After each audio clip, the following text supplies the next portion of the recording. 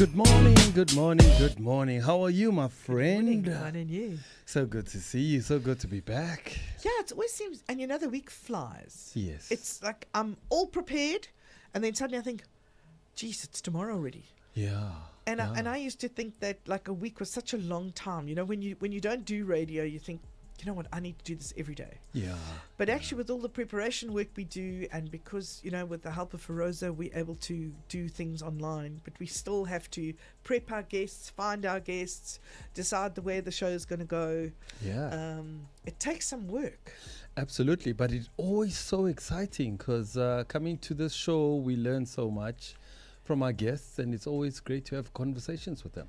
I know, that's what I think I like about conversation radio. Yeah. I know they call it talk radio. Yeah. But talk radio sounds like we're talking at somebody. We're not talking with them. Conversation radio means that we're having a conversation. So if you're sitting on your couch at home, and hopefully you guys who have the app, send us some questions and be a part of the conversation. Absolutely. Because that allows us to learn a bit more, and our guests to certainly learn a bit more. Yeah. And we're pretty much in Africa these days. It looks like we are. But We're I not. love being in Africa. No. Africa is so cool. And Yeah. I don't have to fly for a million hours. And shout out to our last guests last weekend. Last week we had a great show. The ambassador from Venezuela. Oh, he was so Yeah. cute. He just smiled the whole time. Yeah. He was really awesome, actually. He just grinned and grinned and grinned. His smile wrapped around his head. Yeah. And when he talked about Venezuela, it was so awesome. And I think Sergio is going to be pretty much the same, because when I met Sergio outside, the first thing he did was smile. I thought, I love Africa, because the people who represent their countries tend to always have this really, really wide smile. And it's a smile that when you visit their countries, the same smile perpetuates from the time you get to customs until the time you reach your destination. And for me, that's always like my favorite part is the smile. Absolutely. And I think they teach their people, when you're in tourism, you smile. Yes. And you mean it, because it's got a smile from your eyes as well. No, but also the smile is like your business card. It you is, know? hey? Yeah, it's like your, it's like a window. It's like window dressing. So someone can look at you and say, yes, I want to approach you, or no, I don't want to approach you. No, listen, I agree. And today, particularly, we've got Sergio, who is the Commercial Counsellor, Republic of Mozambique. Welcome. Thank you. See Thank the you, smile. Check the smile. Thank you, Geniene. Thank you, Uncle Zach. So So good to be here. it's so nice to have you here in our studio as well. And just to learn more about Mozambique. And most of us grew up in Mozambique. I mean, at the end of the day, we grew up in Mozambique. Well, not grew up as such in the country, but grew up visiting. Because we used to be at the drive-in one night and my dad would say, let's go to Mozambique tomorrow. And we go, okay, let's go to Mozambique. And in those days, we had Capital Radio. And Capital Radio and LM Radio were competing. Yeah. And LM Radio, of course, was out of Mozambique because they weren't allowed to broadcast out of South Africa because they would compete against the SABC. Oh. And Mozambique allowed us to come into Mozambique and broadcast from there on AM. So Lorenzo Marx is where John Burke started. All of those guys started in LM. Oh, It's what really? we knew then as Lorenzo Marx. Wow. Because it wasn't always called Mozambique. It was called Lorenzo Marx. That's very interesting. Yeah, and I remember when we were little, we would drive to then Lorenzo Marx. What was the capital then? Lorenzo, well, the capital now is Maputo. Oh, that's right. Back then was Lorenzo. Well, as Lorenzo Marx. Yeah. So we would visit, and they had bullfighting. So they had these touristy kind of sticks with all the feathers around them, and you could go and watch bullfighting. As gross as it is today, it was a sport in those days. So you would see the matadors and how they fought the bull, and then there was this bread that they always baked in the sea sand because the sea sand is hot. Yeah. And it always came with bacon, and they had something called cassavo. And the cassava was awesome. So you would literally go for a weekend because it was that easy. It had a small border. Through the border, off you went, and you were there. Wow. You could camp. It wasn't that there weren't so many rules like there are around tourism today. It was relaxed. It was a lovely place to go, and the sea was also odd, because the water would go far out, and you could walk in the sea for ages before you could actually even get waist high water. And I think it's still like that today. So for us, it was great fun because we could go quite far out without having the danger of big waves. And I think it's part of the Indian Ocean. And then as the years went on, so we started to visit different parts in Yamban, Shai, further up is Vilanculos, where there are now flights. And then we were able to discover more and more of Mozambique. The roads were not great, and you always knew that. There was a thing. When you left South Africa, the roads aren't great, and that's just the way it was. But Vilanculos was beautiful, and we caught a yacht trip from Vilanculos across to Marguerite Island. And Marguerite Island used to be owned by somebody, and they built a hotel, and then they left the hotel, and it just became a derelict building on an island. But a beautiful island. And also Inyaka Island is also there. I hadn't been there. Inyaka Island is Maputo. It's off the coast of Maputo. Yes, it's pretty much there. It's one of the famous destinations, I would say. Okay. Yeah. So let me tell you about my experience of Maputo. So it was probably about 25 years ago. I was about 22 years old, and I worked for this company called it was called iTech. I was selling photocopiers and printers, and won a competition at the company, and they flew us out, a bunch of us, to Mozambique, and we had so much fun there. I can't remember the name of the hotel, but we were in Maputo, and we just partied quite a lot. I remember how hot it was. One of the guys who was with us, his name was Gary. Gary was a young white guy, and he got so badly sunburned. I don't know, he got drunk the night before. He woke up in the sun the next day, and he was completely red, like the whole body. He couldn't even wear his clothes. Oh my word. Yeah, so that was my first experience. And then the second experience was on a cruise ship. It stopped at Mozambique, and then we did the Inyaka Island. So what a beautiful island it was. So that's my experience of Mozambique. Well, one of the times that I was there, just after my daughter passed away, we went on a yacht trip with my sister, who at that time they had built a place called Agua Negra, which is in Vilanculos, and they took us in a yacht for 7 days. It was the most beautiful, because there were dolphins always around the boat. It was gorgeous. And as we went around, I remember we stopped at Marguerite Island and we dropped anchor, and they said, go and snorkel. And then I could snorkel around the island, but it was too funny, because as I'm snorkeling around the island, all I could think of was, what if there's a shark? I swear it was the fastest snorkel around an island. I think I broke a few records, because I just literally whizzed around the island and came back again.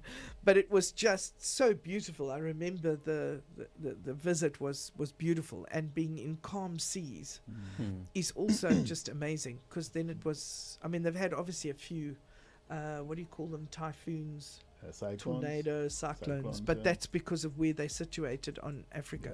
You know, I know there's been some issues, especially around the Inyamban area, is where they always get hit the hardest.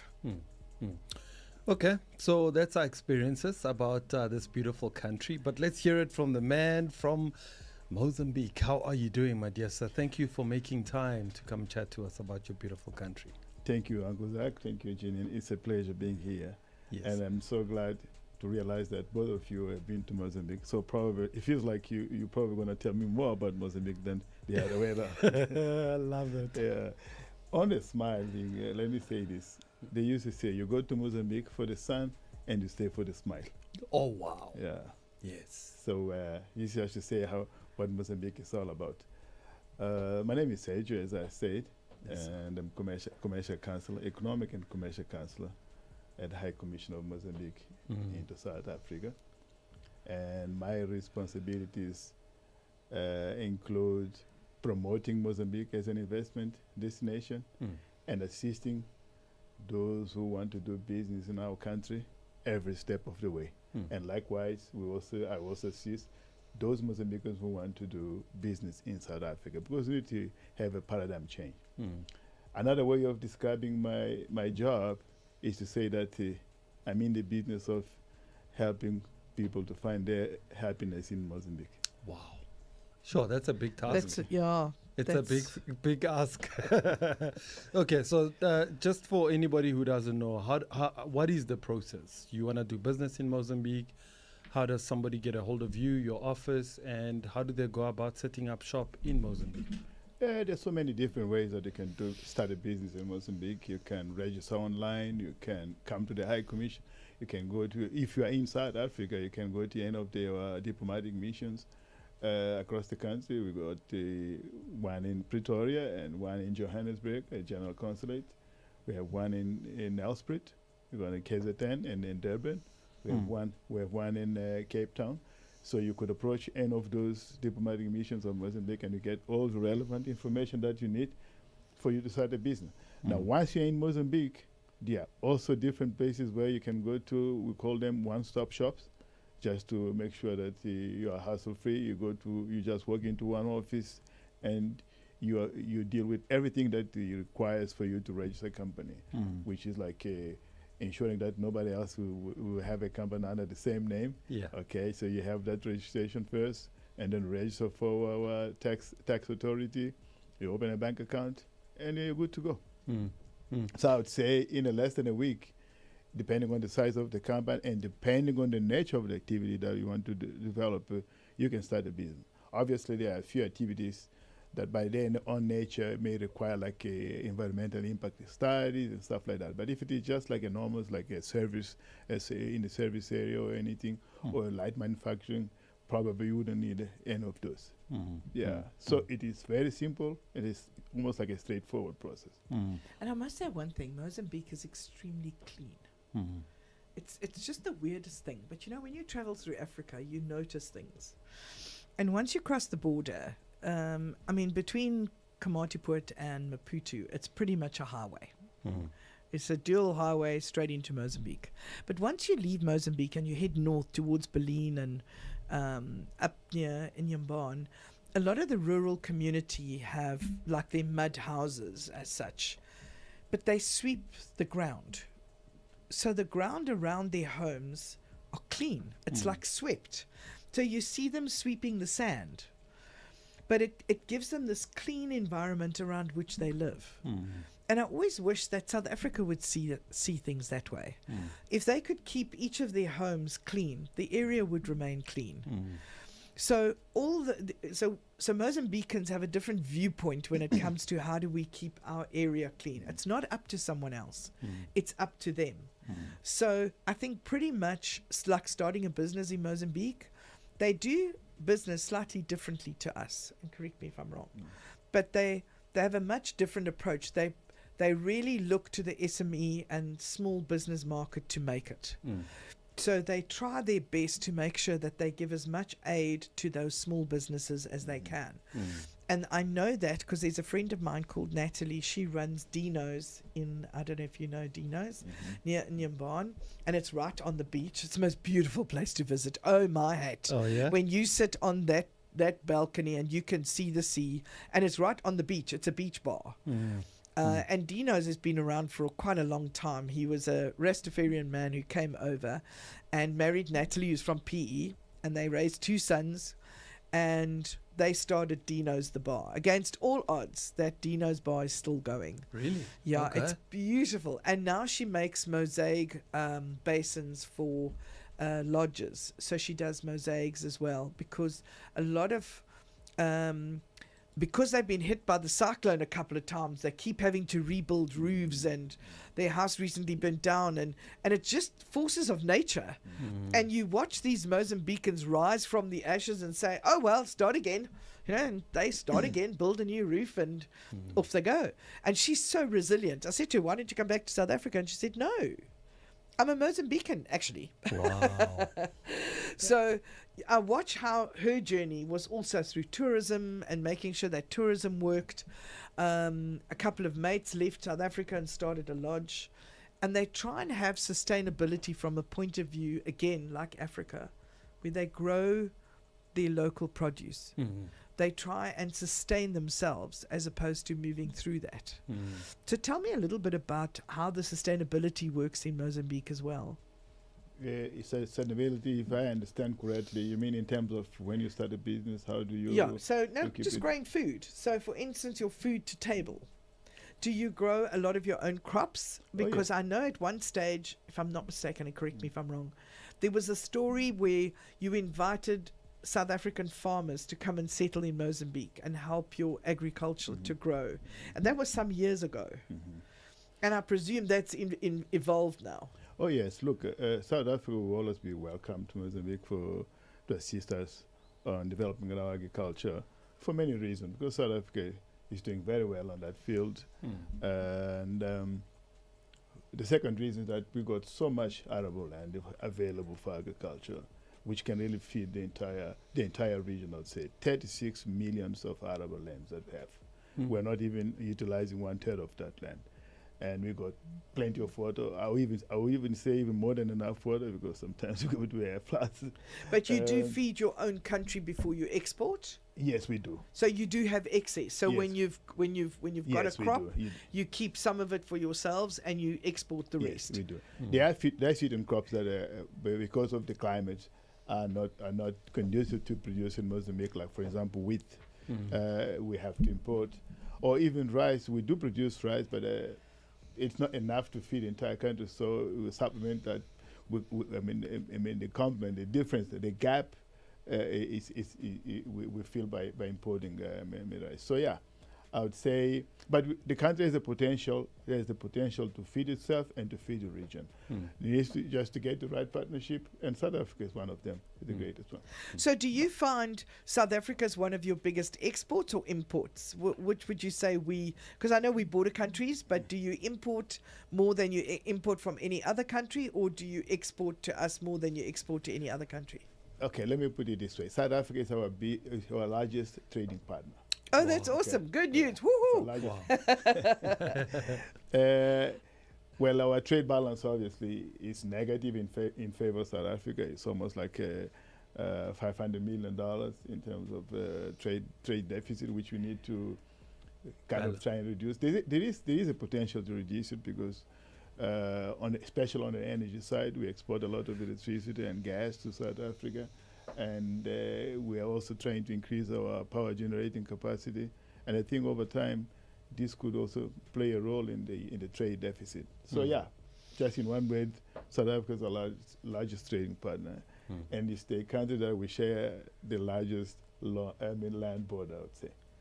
And also you also border with Zimbabwe. Yes. Who are that's Bight Bridge, I think the border is Bight Bridge, am I right? No, it's not. What is Bight your bridge?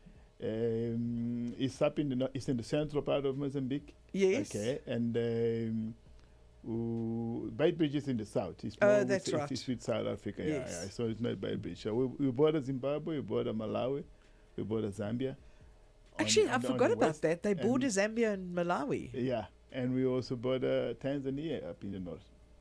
Oh, do you? Yeah, and in the south is South Africa and Eswatini. Yeah. Because one of the things that that has really grown knowledge of Mozambique is the cruise ships, because MSC bought Portuguese Island, or they rent Portuguese Island, and they built a whole infrastructure. Oh, that's beautiful. So the MSC cruise from Durban goes via Mozambique. they go via Portuguese Island, but they also go further north to Mozambique Island. I think there's another island called Mozambique Island, and Mozambique Island is the most amazing island I've ever seen, where it's kind of, it's hard to say, but it's got really historical buildings that aren't and haven't been renewed for a long time. So it's an interesting island to visit, and I think it could be the next Ibiza.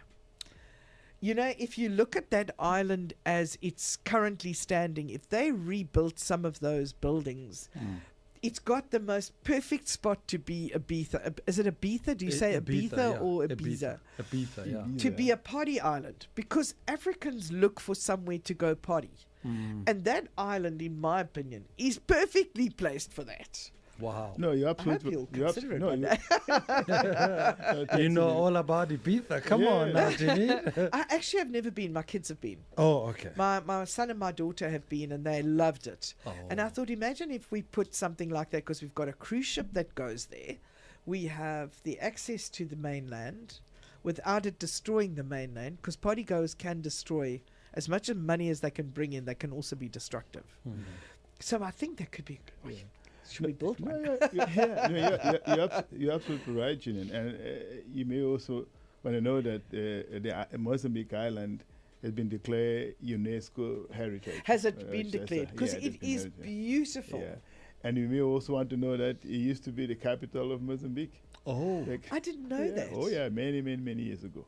None of us were born back then. No. Wow. And one of the things that the cruise ship does is, because it's unlike other cruise ships, if you look at cruise shipping around the world and you catch a cruise ship, you will always dock at the dock to get off. They roll out the little Yes. tunnel, you Yeah. walk out the tunnel and onto mainland. Mm. In Mozambique, that's different. They don't have a port at which you park. They have Portuguese island, they have to park a bit away, and then you put into lifeboats and you taken across. Yes, that's the Portuguese island. Yeah. But most people who catch that cruise ship don't realize that it's open to the elements. And if the elements today dictate that the sea is rough, yes, that's they're not going to put you in a lifeboat and they're not going to send you to the island. Mm. So there's no point in having a wobble, because your safety is first. Mm. So if you're not going to be safe, MSC will not put you in a lifeboat. Mm. So I just want to say that openly. When I was on the last one, Portuguese island was the stop. And they sent out a letter and said, sorry guys, the weather's the not good. weather will not allow us to do this. Mm. We really apologize. Oh, did some people whinge? Mm. And I was like, did you catch a cruise ship just to get off? Mm. You know, it's the weather determines you cannot get off. You can read up anywhere. There is no port for them to stop at. Mm. In other words, like a harbour. Mm. Most cruise ships have a harbour. Our seas don't determine that. Mm. And our harbours don't allow for that kind of stop either. Mm. Except in Durban, where you get on. Mm. But you can't get off in Mozambique. Mm. Mozambique you go to because you want to see how beautiful it is. And then catch a 7-day There goes there north. is a first stop in Mozambique where you can go into town, and then the second stop is the It Portuguese just island. depends which cruise you take. Mm. Some of them are just the 3-night where it says Portuguese island and back to Durban. Mm. So Look, I really don't know how those cruise ships work, because yes, maybe you may not get off the cruise at Portuguese island, but you go to Inyaka with all the infrastructure that That's what I'm required for saying. the- They yeah. should just, Yeah. if you want to go and visit Mozambique, go for sure. So that could be a plan, that could be a plan B. I mean, you can get off the Portuguese island, but you can go off in Inyaka Inyaka island, and which Margarita is just Island as is beautiful, just- which yeah. is just as beautiful with all the required infrastructure that any tourist or anyone going And to there is Mozambique for the also a first time. great border post called Cozy Bay, which is just near Yeah. Josini, Ponta do Ouro. that area, Ponta de Ora. And then you go to, and Ponta de Ora is just over the highway. Yeah. Just over the border, am I right? Correct. And you travel through some sea sand, but challenging, but hey, use a 4x4. So you go to, and it's so unspoilt. Mm. You almost go from a metropolis to an unspoilt, it's almost like its own island. Ponta de Ora is just beautiful. And you can camp on the beach if you want. Mm. I mean, that's how gorgeous it is. Mm. So I just wanted to check, just in terms of your population size, what are we looking at in Mozambique? What is the population size? Oh, yeah. Population now has gone to 31 million. Wow. After independence, we're 15 million. Now we're 31 million. So fertility rate is very high. Okay. And then the population size, is it mainly old people or like middle-aged? Hey, No, I Young would people. say Just it's watch your young language, people. eh? Sorry. I would say it's young people in the population. I think it's young people. Yeah, Mm. the majority. Yeah, I'd say. and they're great at track and sport. They have Maria, Oh. who is Yeah. just, she's a gold medalist, gold track medal. track star. Okay, okay. 800 meters. Yeah. Mm. And then, so for people who want to go into business, what are the economy, like where are the opportunities in the economy of Mozambique? Look, we got opportunities across many different areas. I mean, agriculture is one of them. Energy, tourism. Wait, energy Okay. how? Like to set up like you don't have like an ESCOM type of energy company? We do have a power utility. Okay. But we're embarking on a massive program of rural electrification. We're also promoting renewables, okay, for remote areas or even for urban areas where, because I mean, the cost of electricity sometimes can be, challenging. There are so many activities that you can develop along the value chain of electricity that we encourage people to do business in. Tourism, industry, okay, manufacturing sector, because we try as much as we can to encourage people to, process our raw material, okay, internally. We don't want to be exporters of raw material, but rather process them internally, develop our own industry. Agriculture, as I said, we've got 36 million of arable land. So please tell me, what do you grow best? We grow best maize. I would say beans. Yeah, maize, maize, beans, a little bit fruit of rice. and vegetable. Fruit and vegetable, yes. We grow a lot of fruits as well. You may also want to know that most of the bananas that are sold in South Africa are produced in Mozambique. Oh, they're produced in Mozambique. I have a friend. His name is Paolo. Paolo built his limo business in South Africa on taking potatoes from Mozambique to South Africa and back. He transported potatoes in a limo that he first built. Backwards and forwards, and that's how he got his money to build more limos. Okay. It was because of the Mozambique run. Okay. So, sorry. No, so that was quite interesting, and that's why I know the potatoes are pretty good, because they've got it's like almost like yellow kind of potato. Oh yeah, it's a different piece of potato. They call them Irish potatoes, but they're gorgeous. Or wait, Irish potatoes. Yeah, in the UK they call them Cypriot potatoes. In our country we call them Irish, but if they're yellow kind of in color, they're called Irish potatoes. And whenever you go to a big store, ask them for the potatoes from Mozambique. Yeah. They're much better than ours, and for whatever reason they have maybe better ground, or they use less insecticides, or whatever it is they do. It's very much organic, okay? Organic, we use very little fertilizers on that, yeah. We also produced African wild potato. I'm sure that's where most of the African wild potato is imported from. And what is your bread called?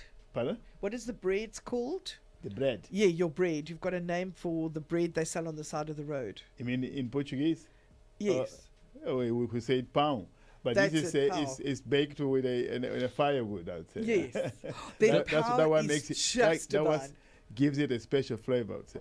It's baked in a firewood. Yes. Yeah. Wow. A firewood oven, yeah. Oh. Yeah, that's what. Okay. That one gives it a very special taste, I would say. Yeah. And they have these really amazing little, as you travel north, they have like a restaurant. They call it a restaurant.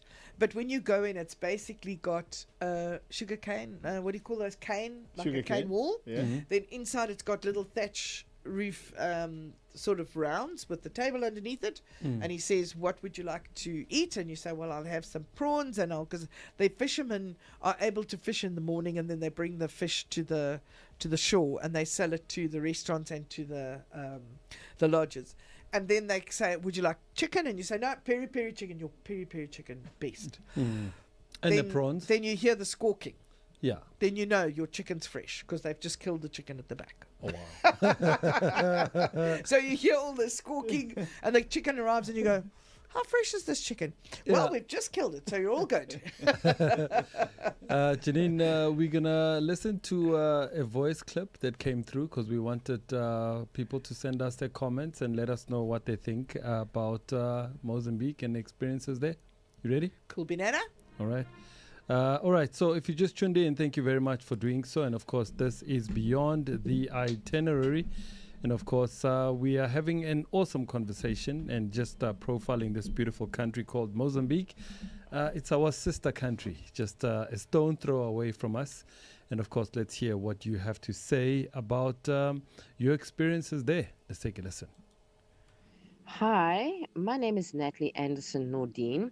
I've been a resident in Tofu, Inhambane, Mozambique since 1996, and where I fortunately met my husband, Mozambican, and together with our love for Mozambique and the environment, we decided to open a restaurant and beach bar called Dino's in December 99, simply to provide a venue to promote Mozambican culture and cuisine, something that we didn't have in that time, where tourism didn't exist yet, and we needed something to attract people to come and see and to experience Mozambican culture.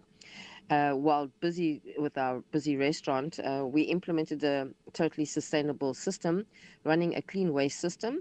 And this then led to community workshops where we teach people how to recycle glass in bottles into glasses, how to find sustainable income from the waste generated from clean waste. And also it's been an inspiration to the rest of people who have arrived and opened up businesses in Tofu, where probably 90% of the restaurants here in Tofu at the moment all use recycled glasses, which is very inspiring, very wonderful to see. And though through the creation of cutting all these bottles, ended up with a very large quantity of broken glass, which then led to another venture of making terrazzo glass countertops.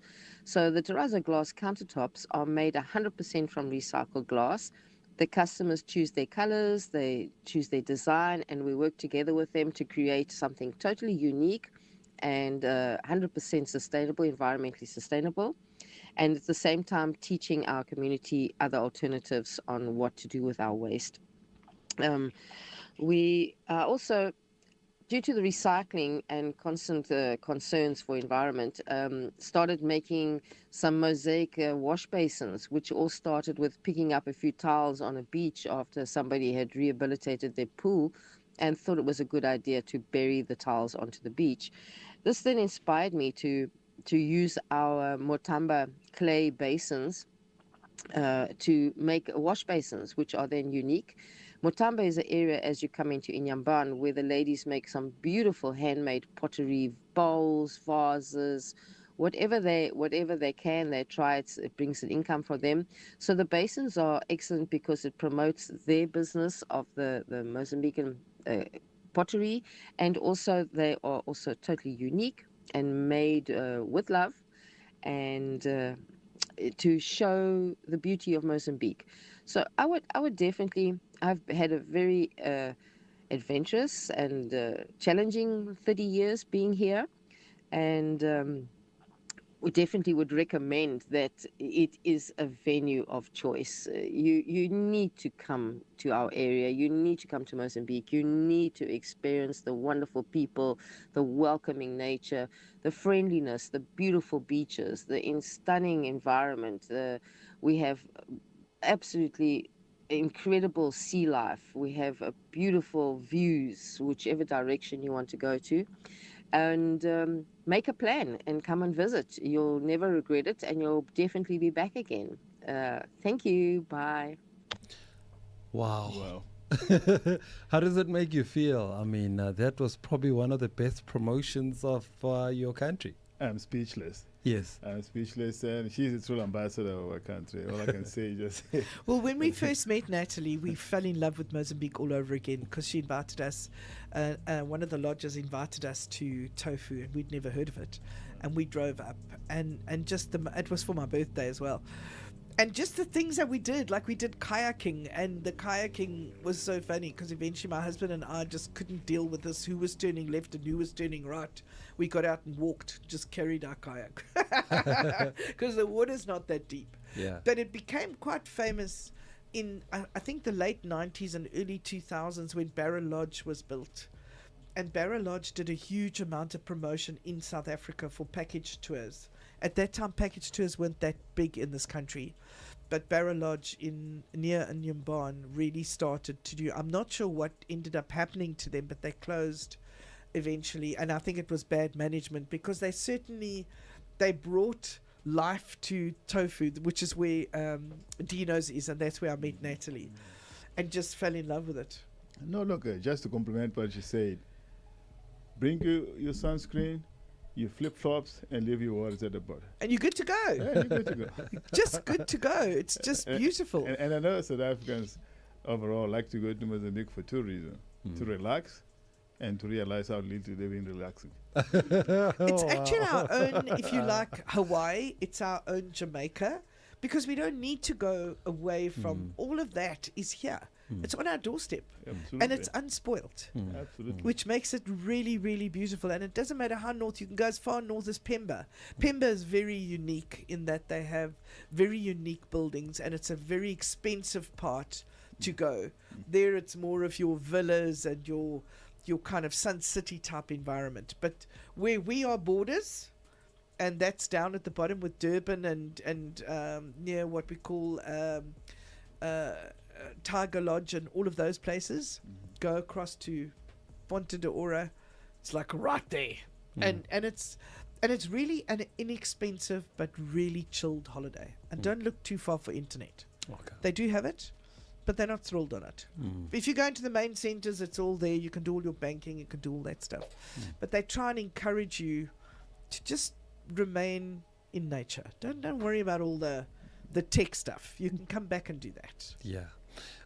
So if we look at Mozambique, the young people, are they conscious? Are they busy? Are they active? Are they giving back to the country? Because we see a lot of apathy in very other countries in Africa where young people don't participate. They don't get involved in the issues of the country. How are they in Mozambique? I would say, the youth are very dynamic. They try to get as much as they can in every possible type of activity. But this is not without challenges, of course. Sure. Yeah, we've got a worrisome unemployment rate, which is probably some of the challenges that we're facing. The youth is facing. But nonetheless, it did not reduce the enthusiasm, the dynamism of the young people to participate in all the spheres of our economy. And the youth are the future. Sure. Okay? Our population, special if you consider that you have to replace the aging population, right? So yeah, in simple words, the youth is pretty much everywhere. And they're also trained to participate in lodges and activities. Yeah. So in other words, if there's a diving company, 90% of the staff is young people from around the area. They get their diving licenses. I know from Tofu, a lot of the local community was involved in their diving because they have quite a big diving company there. And that diving company employed a lot of local Mozambicans so that they could get their diving licenses and they could create other diving opportunities up and down the coast. Absolutely, and we have a small and medium scale, small and medium enterprise institution, small and medium development institution that supports a lot of startups among and they give people. You mentoring as well. They give a lot of focus on women entrepreneurs and all of that. So there are so many initiatives that through that government, institutions were trying to promote and encourage young people to take a more active role in the economy. And there's a place called Kenyatta. And in Kenyatta. Okay. They have a lodge there that allows you to swim with the dolphins. Oh my God, that's my kind of thing. The most unique thing about that is they encourage disabled people. So if you are unable to walk or you're unable to, like you're disabled, they are the most unique spot where you can take that disabled person. They have people who are trained to work with disabled.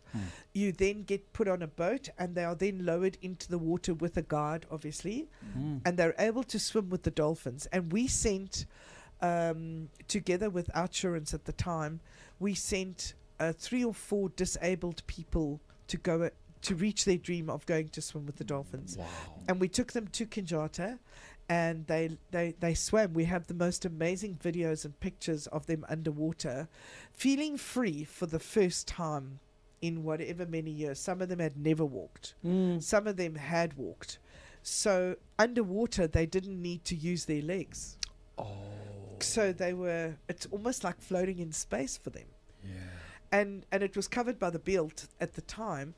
And just amazing to watch these people.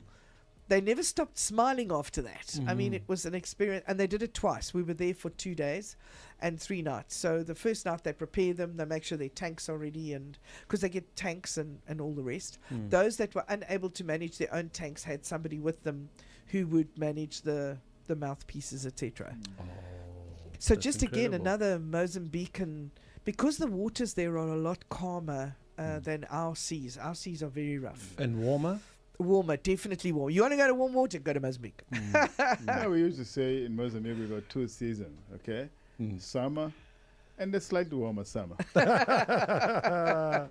Beautiful. And it's hot. yeah. So especially over December. Yeah.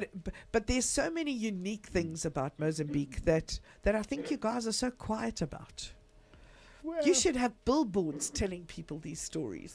we're trying as much as we can. We develop different websites. I mean, but it's never enough, right? yeah. It is never enough. But we got people like you. We got like the lady from Natalie from Tofu. I mean, Dino's. those are the 2 ambassadors of Mozambique. But it's also great to be able to talk to schools because it's a safe country. Mm. So when you cross the border, I was going to ask about that. you know, yeah. Mm. there's safety.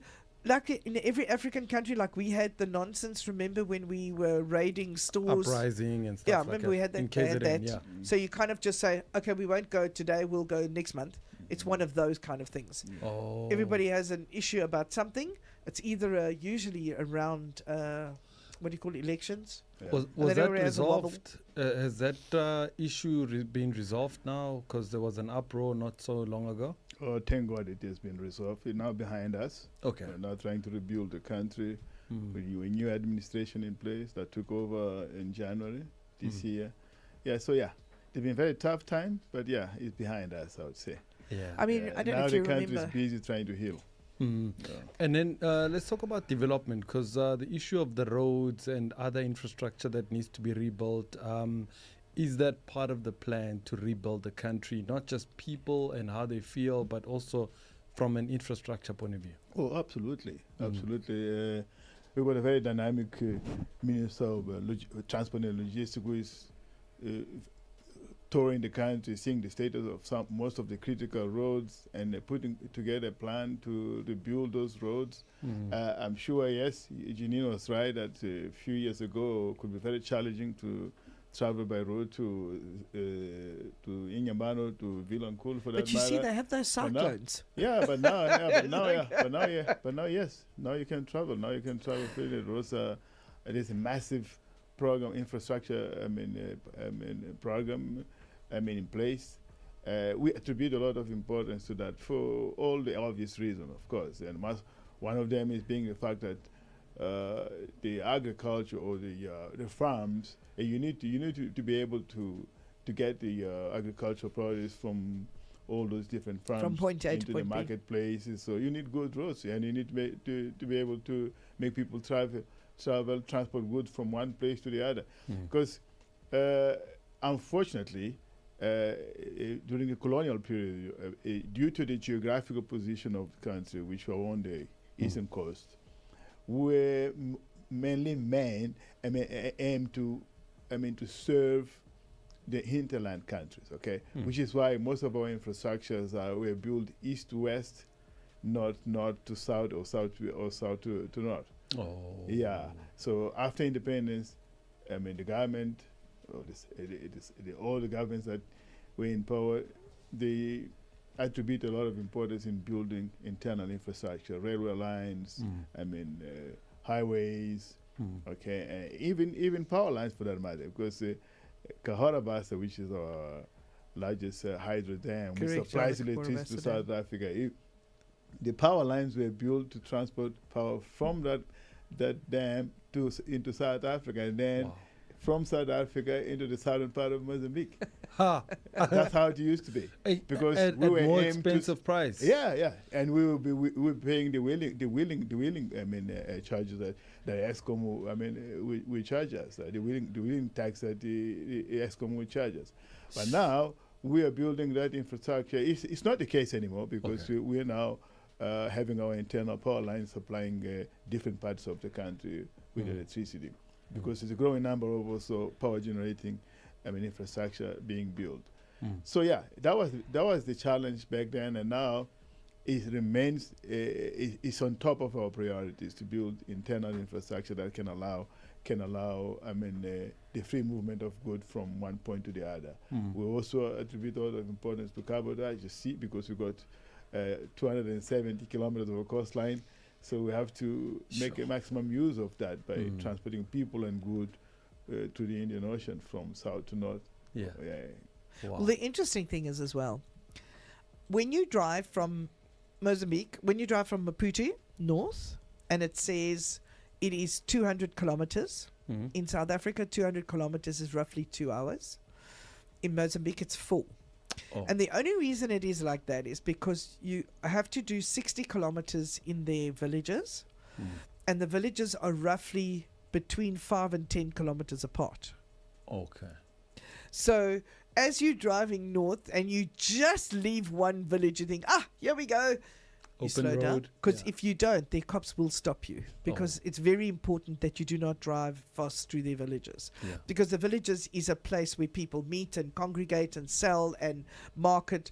So it's not a highway, it is a roadway. And you need to recognize that when you cross over in your big Fortuna or whatever car you now used to driving very fast in South Africa, life in Mozambique is slower. So when you start to travel north, just remember, chill, Okay. because you cannot do more than 60 for most of the way. Am I right? Yes, you are right, and which is why it is. One of the projects that is being developed or to put in place very soon, hopefully, is to build highways in such a way that when you're traveling from one point to the other, you don't necessarily have to go through towns. But you know what? Unless if you want your destination is one of those. I know, but villages it's or so towns, sad, because look at South Africa. We are able to travel from Johannesburg to Cape Town in 12 or 13 hours because we have a highway. Yeah. But all the little towns that subsisted as a result of that journey, the little towns that had a bed and breakfast, or that had a place to stop, or that sold something to those travelers, were completely cut out. And we only and we know it's for logistical reasons and to get trucks up and down and for us to get there faster. But I don't know if faster's necessarily better. We missed all, and I still till today miss that little cafe that we could always buy a great fat cook, because we can't anymore, because we no longer pass that way. Yeah. We now fight the trucks on the big concrete highways, and they don't look after our side roads anymore. They only look after, Sanrail only looks after the highway. So the other roads have kind of deteriorated somewhat. But we've missed those little tourist spots that. So what I'm saying is, I don't look forward to those highways. And I know you need them. I do, because it's really cumbersome. If you are traveling, say, for example, from Maputo to Shai, which is my hometown, you have to cross so many villages along the way. I know. And that makes you slow down, because you're quite right. Once you reach a village, you have to slow down. 60 kilometers per hour. But this is not how it should be, okay? If you had a highway, you can only go to that village if your destination is that village, right? You don't have to be forced to go to that village. Okay, so I think, listen, there's a yin and a yang to everything, and exactly, I get that. I just say sometimes I know we need the technology of the highway. We couldn't live without it. I couldn't be at the studio on time. So I get it. I just say there's a nostalgic part of me that says highways sometimes take away the journey itself, even though it's a necessary thing that we do need, and you do need it, let's face it. Yeah, but remember, in every highway there are off-ramps, right? Yeah, I that know. will take you everywhere you want to go. But you're kind of so keen that's to not get an to excuse. Berlin or to Shai. And by the way, Shai is spelled with an X. It's X-I-A. That's where you come from. Yes, exactly. How big is your village? Oof, yeah, it's quite It's now sizable, a town, actually. Yeah. Yeah, Okay. quite sizable. It's I still. say it's one of, it Is has it one rural? of the, Is it a rural area, or is it? No, it's a city. It's now a It's city, a city, yeah. Oh, it's a city. And it's got one of the most lovely beaches as well. Oh. And 10 years ago, best you fill up in Maputo. Because I think the next station was in Yamban, where there was an airport. Like in Yamban had an airport, and so is Vilanculos, they're regional airports. but you need to fill up, because when you stop along the way, got a long wait. Yeah.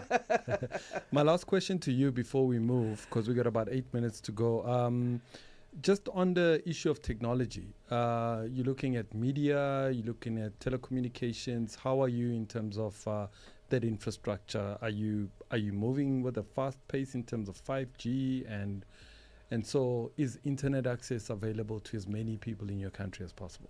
Oh yes, I mean, remember we're living in a digital area, so Sure. we couldn't afford to be left behind, because by doing so, I mean, we only had to lose. So yes, we are developing our infrastructure in a very satisfactory, space. I would say we got 3 mobile service, providers.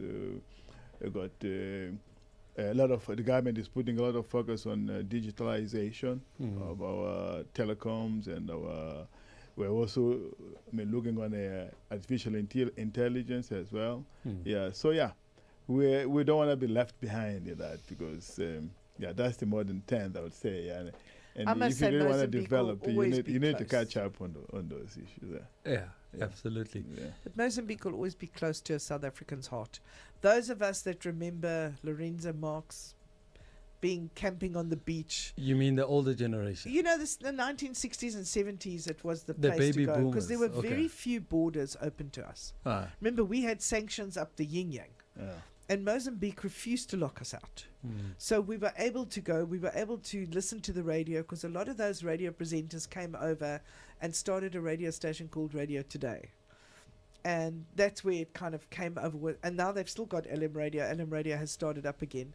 And a lot of people listen because it plays that music from that era. But just, we were grateful to have another country to go to. Swaziland at the time also they were landlocked with us anyway. They didn't really have much choice. But Mozambique had a choice. And their choice was to allow us to continue to trade and to travel. And for that, I thank you, because I'm older than Uncle Zach. So I remember those days, and I remember them fondly. Until today, most of our mates still go, where are you going for Christmas? No, we're going up to Ponta de Oro, or we're going to Mozambique. Because it's easy to get to. Absolutely. My dear sir, you've got about 2 minutes to tell people about why they must come to Mozambique and why they must invest in Mozambique. Please. Look, we used to say Mozambique is not just a destination, it's a feeling. And once you feel it, you don't want to leave it, right? Yeah. So we've got so many opportunities, so many investment opportunities, which is the reason why we're encouraging people to come and invest in our country. We've got attractive tax incentives, okay? We're not perfect, but we're perfectly located for investment and for a fantastic holiday, unforgettable holiday, I would say. And affordable. And Don't forget affordable. And affordable, Yeah. absolutely. Thank you, Geniene, for that. We're not neighbors by geography, but by the number of South African number plates you see at Mozambican filling stations as well. Okay, which tells a lot. Yeah. So bring your biltong, we'll bring our piri, and we'll be unstoppable. Beautiful. Oh man, I love it. Thank you very much. And then what's your currency again? Metical. The Metical, Metikai. One rand is equivalent to 3.5 meticals. Really? Yeah. So we got more spending power coming that side. Yeah. More than promised enough you, reason. as a holiday destination, and now from what I hear as a business opportunity, Yeah. Mozambique is just so open to that. And as I said, there may as well be a province of South Africa. Yeah. I mean, really, why don't we just quit the visa? And you don't need a visa. You just need a passport. You sound like some people I know across Atlantic, yeah? Yeah. And am I right? No visas? Look, Mozambique is really open for business. Honestly, Yeah. it's not. Mozambique is open for business, and if you do business in Mozambique, the returns will surprise you. Yeah. It was just like the traffic in Maputo, Carmen one day and Carnival the next. Oh wow. And you don't have any visa restrictions No, for no, South no, Africans. absolutely not. Absolutely See? not. It's Another visa-free. visa-free country for Yeah, South yeah. Africans. That's beautiful. Even if you are on a business, because there was a time when if you are going to Mozambique for business, you'll be required to have a business visa, but not anymore. If you are going to Mozambique for business, as long as you don't stay longer than or in a period, greater than 30 days, you require no business visas. Oh. Yeah. Okay. Only if you intend to stay more than there's 30 days for also- business, that's when you'll be required to apply. You're required to for apply for a visa. Yeah. But one of the good things is as well, there is a transport that goes from South Africa to Maputo every day. There's little buses, mini buses that have been started by companies who travel, and they pick you up at a Shell garage in 4 ways, Yeah. drive you through to Inyambane. So there's that kind of up and down scenario. Yeah, it's South Africans and Mozambicans just developed a system that worked for both, because those that opened businesses over there needed their staff to come backwards and forwards. And flying is expensive. Yeah, but it will become affordable, I believe, sooner, because you got about at the moment you got 2 or 3 airlines flying in and out to Mozambique. Wow. Not only to Maputo, but connecting different capitals in Mozambique.